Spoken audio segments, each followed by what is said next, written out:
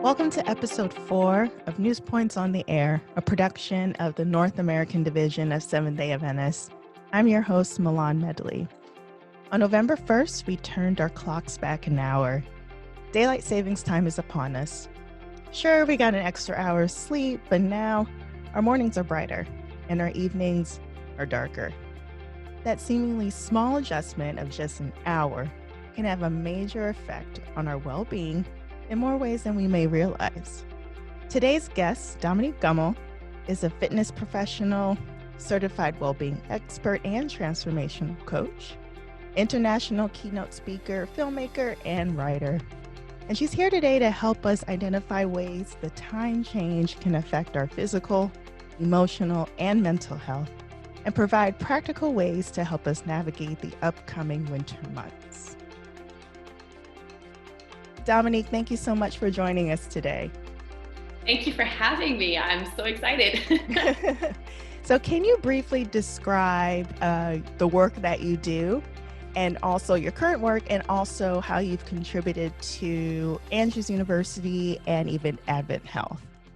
Absolutely. I smile when I start answering this question because, as probably for many people, this year has been quite intense with a lot of different changes. And so I'll just share a little bit what I'm doing. Generally speaking, I am a wellness expert and I come out of the wellness and health fitness background.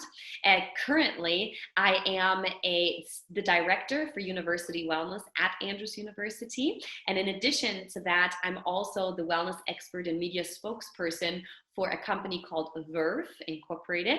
And I have my own company and my own business, and I do wellness coaching, consulting, and I'm an international partner for Jeunesse Global. So I have a lot of different things I'm doing, but they're all interrelated and they all really focus on one thing, and that is to really help people to live their lives to the fullest potential. Now, in this conversation, and even in, just you describing what you do, we're going to say the term wellness a lot and helping people be well. So can you define what wellness is? It's a beautiful question because it is a word that is used all over the place in so many different contexts. And in fact, we've seen in this world of wellness, we've actually seen a movement toward the word well-being. And I'm actually an early adopter of that. So I actually don't talk that much about wellness anymore. I utilize the word well-being, right? And so, but if we just assume well-being and wellness right now are synonymous, right? Okay. Wellness really means that it is a holistic term that refers to the multiple dimensions of the human existence. So the physical, the emotional, the spiritual, the social, the occupational, the emotional, mental. So you have a full picture of the human being in its very different dimensions. And all together, these dimensions create a level of wellness for the individual. And wellness is not synonymous with health. So wellness refers actually to your optimum existence within those different categories, right? So health really usually refers to the presence or absence of illness and disease. But wellness really focuses on the optimum existence. So again, looking at that full potential of the human. Yeah, and that's interesting because you often think or hear people saying health, but it's like specific to, like you said, the absence of an illness. And you think, oh, I'm healthy if, I have a good diet, if I exercise. But as you were just saying, it's all encompassing of your total well-being. Like you said, your total how you navigate as a human, all sides of things that accompany or make up who you are as a person. Absolutely. And also, very interestingly, you as a human being have full control over your well-being. In other words, it is always the choices that you make that contribute to the level of well-being or quality of life that you experience. With health, while you have a huge impact on your own health, there are factors and elements that you cannot control that are outside of your control. Mm-hmm. So speaking of that, it's a perfect segue to something that we, especially here in the United States, cannot control, and that is daylight savings time. So around this time of year, we are instructed to fall back. So that means turn our clocks backwards an hour on a specific Saturday night or Sunday morning, and that allows us to gain an hour, so to speak. So that initial day you wake up and the following day is like, oh, I have this extra hour of sleep. That feels great. But then you realize, oh my goodness, it's dark like around 4 p.m. Mm-hmm. and 5 p.m. And while like mornings may be longer and you feel more energized in the morning, the evenings, especially if you're still at work, it's tough to, want to keep going, keep the motivation going after it gets dark and when it gets darker early. So how did those two things that we cannot control, really brighter mornings, darker evenings, how did those things affect one's well-being? So really, truly, there are a lot of people in this world that deal with this daylight savings concept, like you say, US, but there's many other countries that have that as well. And there are many people that struggle with this change of how much daylight you have available to you. Because as we know, natural light is a natural remedy for our well-being. And when that is minimized and you don't have a lot of light, natural light, it can have a real impact on how we feel emotionally, which then can have an impact on how we feel physically. So it is a legitimate issue that people are dealing with. So yes, it has a big impact on our health and well-being. But the good news is there are things we can do. Yeah, and so we're going to get into that, but before we get into how we can maintain optimal wellness and well-being, what are some things we should be mindful of and pay attention to when talking about negative effects of this transition? So there is the seasonal affective disorder, which is more on the severe spectrum. But for those who may not have SAD, that's the acronym, those who may not have SAD, or it's like a variant of SAD, what are some of the symptoms? Mm-hmm. So usually immediately, and again, like you say, there's a spectrum of severity. Some people may experience some symptoms, some may experience more severe symptoms, but usually it manifests itself with that you feel more fatigued or tired, you're sluggish, you feel like you don't have the same amount of energy. You also can feel less optimistic about things. That can be a sign of that. Some people report that they just have the urge to sleep more and they just feel more tired. There is people that notate that it actually increases eating foods that they know are not good for them, right? To just create some type of a feeling of well-being, right? Which is what we do. We go to food. Yeah, because it could be like, oh, it's my comfort food. All this exactly. Bread just helps me feel good. Exactly right. So that can be something. So just, making maybe some choices within eating that we know aren't good. Also, it can be for some people acting as a demotivator. So in other words, they just don't feel motivated to do anything. They don't want to what they normally do. They don't want to participate in social activities. They don't want to participate in maybe regular exercise or whatever it may be, but it's just the suppression of energy. And so that's oftentimes what people report during that time. And it's important to outline all these things that encompass the effect of darker days or darker evenings, because someone may be like, oh, something's wrong with me and it's just me. They may feel alone and think there's not much to do, but this is a legitimate effect of the longer, darker winter evenings. And it's important for people to know that with identifying what it is, there's help and there are things we can do. So let's transition now into what we can do once we spot it maybe in ourselves or we see our loved one maybe struggling with this. What are some things that we can do?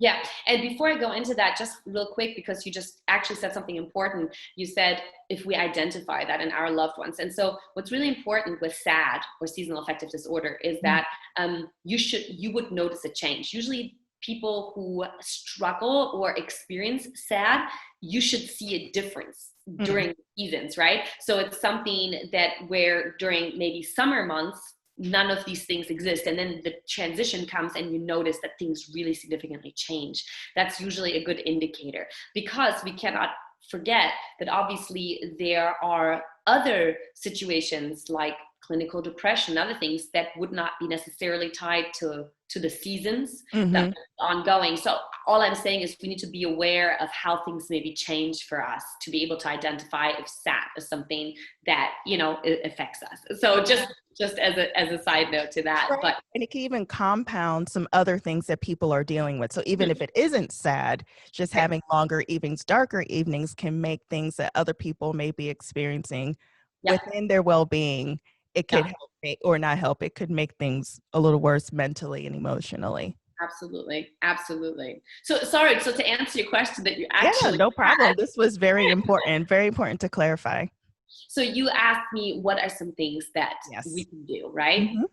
Okay, so first and foremost, I think the first step to any type of solution is the awareness. We need to be aware what the situation is, and we need to be aware of it while we intentionally spend time looking at the situation at hand. So as we move into daylight savings time now that we're in it, we need to be aware of the fact, okay, the reality is the days will be shorter. The sunlight might come up a little earlier now, you know, at least for a little while. So I need to be aware of the fact that this is the present situation. In other words, I cannot change that. There's nothing I can do to make the days longer right now because I don't have that power. So acknowledging and being aware of this is the situation, and to let go of the fact that, to accept that this is what it is. Okay, that's step number one. Step number two is then to understand that there's a number of behaviors we can engage in that show us through research that can have a positive impact on how we feel. Oh, great. Okay? Yeah. And so at this point, I think I'd like to just say an important thing that I say to a lot of my clients, patients, people I consult with, is that feelings follow behavior. And right now in our society, we act the exact opposite. We communicate in everything that we do that you should act based on how you feel. And while there's probably some merit, and that's a bigger conversation for another day, fact is that if I engage in certain behaviors, I can impact the emotions that I experience. And that's important. So, because if we always act based on how we feel, in this case, for example, that's going to become quite complicated because the situation will just be exacerbated. And so, so number one, we know from lots and lots of research that one of the main things that can positively impact how we feel and our emotions is physical movement. So when our body moves, automatically physiological reactions occur that then actually change the way we feel and our emotions, right? So one of my favorite colleagues and experts, he always says, motion creates emotion. Oh, I like that. Yeah, and it's accredited to Dr. Darren Morton. That's his saying. Yeah. And, but it's the truth. When you move, you change the way you see anything. And I think most people know this. When you're extremely stressed out, just, you know, irrespective of seasonal affective disorder, when you exercise, you suddenly feel a lot better. You feel like you've expanded energy. You feel more balanced afterwards. And it makes sense because your body releases hormones. There are certain reactions that take place that balance that out. And so one of the biggest things is movement. So I want to encourage everyone, especially during daylight savings time, that we move more and sit less. And I don't mean it has to be always fully structured exercise, although I would want to encourage that for the same reasons. It's be moving more and sitting less. So even in your home, move more, clean more, move things around more, change your environment so your environment in your home invites you to move and not to sit, which, by the way, in America, that's a real challenge because most of our living rooms are situated in a way that all you want to do is sit. Sit, yeah, it's true. And so this is a good time to think about rearranging the way you live and what you have around you, because what's around you is going to impact what you're going to do. And so the more you move, the better you will feel. Now, that's going to require the discipline I just spoke of. You can't wait to feel like you're going to move because you may not ever do it. Right. It feels better to sit Yes, than to exactly. move, at least Exactly. at first. But the good news is many people know the very basic laws of physics. An object that is in motion will remain in motion. An object at rest wants to stay at rest. And this is true for the human being, which means the more you actually choose to move, the more you're going to want to move, the more you're going to feel like moving, the more you're going to stay in motion.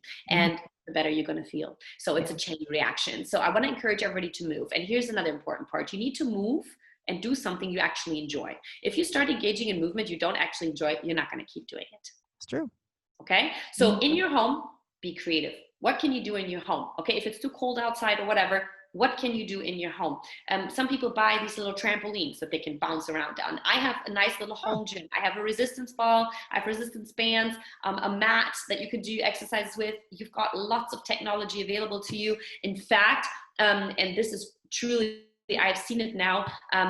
The company that I work for, Verve, has created a stay-at-home kit for Corona. And that you can use, it's free. So it's not even a commercial because it's free. Anyone can get it if they want to. Nice.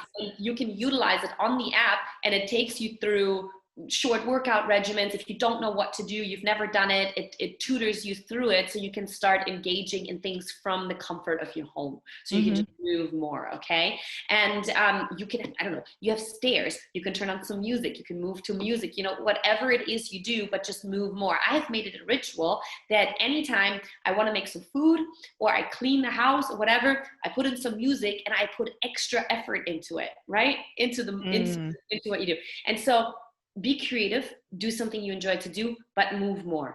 Even if it's inside. Outside is great, but any movement will make you feel better. That's number one. Number two, really important, is you are what you eat. I'm sure you've heard that many times. So if you choose to eat foods that improve your entire functioning, your alertness, it can have a direct impact on your emotions. So if you constantly eat foods that are high in processed foods, if you eat foods high in saturated fats, if you eat foods high in simple sugars, you might experience a temporary high, but you're going to experience a much prolonged crash thereafter. And so that then leads you to want to do that over and over, but it does not contribute to you actually improving your situation that you might have with seasonal affective disorder. So it is really important to drink a lot of water, eat regularly, and also eat foods that are good for you. And honestly, everybody knows what that is. We do not, honestly, I'm just going to say it like it is. We do not need another nutritional seminar. I mean, go to it if you want to, but I'm telling you that it's not the issue. Most people in the United States know exactly what foods are good for them or what are not good for them. It's not a matter of education. It's a matter of behavior. So I want to encourage everybody to make choices. And again, here you can be smart. Don't buy stuff you don't want to be tempted to eat. Yeah. So surround yourself with the things that you know are good for you. Instead of having, I don't know, cookies, chips, and chocolate, maybe have the options of melons, oranges, and pears, you know, so that way you can make it better. Sweet. Yeah. Exactly. Or make something fun. Create smoothies. Make something that is actually fun to consume, that are tasty, that is maybe a little bit creative. But the point here is, during any type of seasonal affective disorder symptoms, you need to realize that what you ingest will either further the way you feel poorly or it can make you feel better. So that's really the key issue here. Okay. So food is the other one. So what I really like about what you said so far, it doesn't require, like you were saying, a lot of extra resources. So like, and because you acknowledged, you know, especially if things get dark after 4, who really wants to leave their house and go to the gym? That's right. You know, or who really, unless you're like a really intense marathon runner, really wants to leave their house and go for a run if it's really late. I mean, even I'll be the first to say, it's darker outside, I just want to lay down. It just feels like the right thing to do. Right. It's a natural response from our bodies as well. Right. You know? Right. So, but you're just saying, even like putting on some music as you're cooking, you know, moving around the kitchen a little bit, go up and downstairs. These are all things that everybody can do. And being mindful of what you eat, this is something that everybody can do. So those are very practical tips. So let's say even in attempts to do those things, those very practical tips, When then should somebody, if they're doing all those things and they're still not feeling great, when should somebody seek professional help, whether it's with a trainer such as yourself, a wellness coach, or even counselor, therapist? When should that move be made? Well, that's very individualized, but I always like to recommend and say, some people may have experienced this for years on end, but they have never actually known that this is what it is. So Mm-hmm. if they're listening to this and they start realizing, oh, I've actually felt this way the last 10 winters or Mm-hmm. whatever, and we're about to move into that phase, it might be good to be proactive and Mm-hmm. actually seek conversation and professional assistance, whether it is from a fitness professional or a mental health professional, that you prepare rather than react. So if you've experienced this before, which you'll remember, Yep. if you experienced, then be proactive before we move into the season and actually seek some help so that you can design a plan of actions, of behaviors that you're going to try to implement so that this season can be better. If you have never really experienced it and this is new, it's by the way, that's strangely enough, but it's possible. You could experience it for the first time randomly. So it is possible to have that. So you may have been fine, but often we see it too when people are raised in geographical areas where there's more sunshine and it's warmer, and they transition to an area where it's cooler and the days are shorter. They Mm-hmm. often are hit much, much more because the system is just not used to it, right? Right. So be aware of that, be aware of where you are. And if you're new to this and somehow you feel like after daylight savings time and after it gets dark sooner, you catch yourself consistently being demotivated and not sure that you feel like doing anything, I would always give it 2-3 weeks, and if consistently that doesn't change, Mm-hmm. there's probably something going on. So that's probably a nice little nudge to say, all right, maybe be proactive in seeking some assistance so that you can again be more proactive rather than let it sit for months on end. Right. And even then, there's nothing wrong with that. We want to remove any stigmas from someone saying, you know what, I am not functioning at my best, Yep. and getting some professional help will help me to function Yep. at my best, because it's not just for you, it's for interacting with your loved ones, interacting with coworkers. So, you being at your best is really beneficial all Yep. the way around. And that's very important that you say that. And maybe this is a good time to just briefly share. I spent many years in California, so I was, very fortunate to have a lot of sun all the time. Mm-hmm. And when I transitioned, moving to Michigan, and a lot of people experience that in Michigan when they move there, I really struggled with this. I really did. I experienced that the first year I was there. Every year I knew it was coming. And I'm a very happy, optimistic person. So I'm not, generally speaking. And so I noticed it very intensely, like when that transition was happening. Mm-hmm. Sometimes I felt like I'm not myself. Mm-hmm. I felt like I couldn't figure out what was going on. And then I started, this is years ago, but I started to, to really interact with this situation, and exactly what you say. The reality is, as human beings, all of us need help, period, with a lot of things. Yeah. And Yeah. and in order to improve our quality of life, it is essential that we start understanding that they are experts for a reason, so Mm-hmm. we can share all of the different strengths that we have, and we can seek help so that we can feel better, so that we can be stronger, and so that we can maybe then help other people too. So it's not always just about us, right? It's also Right. about how what we do impacts others. And so I reached out to mental health professional, and I'm super happy and excited to say to this day, I have opted for lifelong therapy, because for me, having a therapist, having a life coach, someone that I can go to with all the things that we're confronted with in life on a day-to-day basis, it has shown me how much it benefits me, whether it's seasonal affective disorder, whether it is the challenges that we encounter in life, whatever it may be, and to have someone that has an objective perspective, because when you're in it, you just can't see it. It's not possible, right? So yeah, and thank you for sharing that, because the more we talk about it, I think the more that others feel liberated, in a sense of yeah, not feeling alone, and just knowing that there is help. There's plenty of help there. And yes, I've benefited from that as well, because I know, even though I don't have SAD as a diagnosis, the winter months do hit me a certain way. yeah, So I like to say, because I even have what's called like a happy lamp. that you turn on. It's Yeah. specifically for these winter months. It's like Mhm. a little box of sunshine that you That's can right. turn on for about an hour. That's supposed to boost your is it serotonin levels, or what helps you feel better, and when when the darkness feels overwhelming. It really helps with productivity. Yeah, and I'm glad you say that, because outside of the movement and the diet, there's a few more really important tips. That's one of them. You can really actually get those lights. There's various different kinds that you can research that really help your entire rhythm to be set well and so on, and that gives you that extra lighting that you may need. So that's easy to do. Hmm. The other thing is, one of the things that will help really anybody during this time is continue to be intentional to meaningfully connect with other human beings. Mm, Try to not retreat, even if you feel like it. I mean, we all need retreat, you know what I mean, but right, right. try to connect regularly with people. And right now, I don't care if it's via Zoom or whether it's in person next to you. We need to embrace where we are right now, and it is so much more beneficial to you to connect with someone, even verbally on the screen, that you can see, Hmm. you can see body movements, and you can exchange emotions and stuff, so that way you can really connect meaningfully socially. So I think that's really important. So connect socially, food,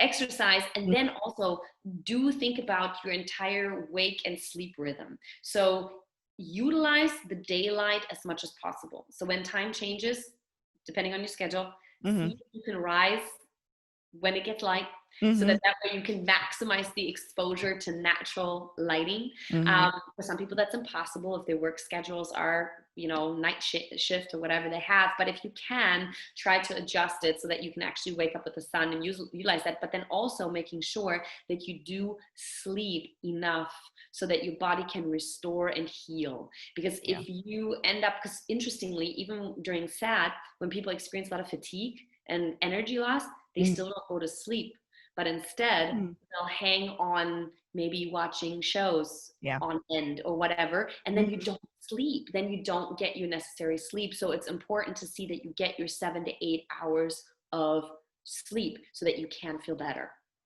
Awesome. This is all great information, Dominique. Is there anything else you'd like to add um, to help? I mean, what you said already was just so informative and really helps empower people to Yes. be in tune with themselves and to spot this behavior in others. But anything else that you'd offer to our listeners?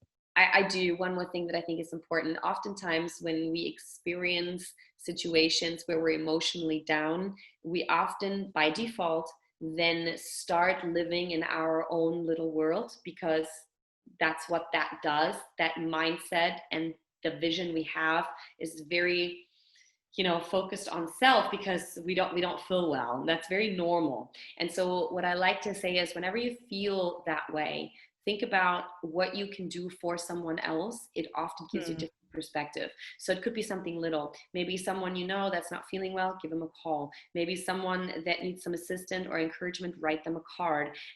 Maybe you just spend your time listening to somebody, whatever it may be. It doesn't have to be complicated. But whenever you don't feel well, put on your action to-do list. What can I do for somebody else? It takes away that focus. And we have studies that show that when you do something good for someone else, there is a positive physiological response in your body. wow. And so that is very powerful, because that can actually help you also feel better. And I can attest to this. I didn't know there was like studies involved, but when I sometimes feel down, I do go out of my way to try to do something for someone else. And it does help me feel better. I could never articulate the chemical response or anything, but I just know it helps me feel better. It gives me the energy to go on. So that's great that there is science to back that up. I had no idea. Yep, absolutely. All right. Well, thank you so much, Dominique, for your time, and looking forward to tackling or being more equipped to handle this daylight savings time. Absolutely. Everyone can. There's great people out there that can provide support, assistance, and tips.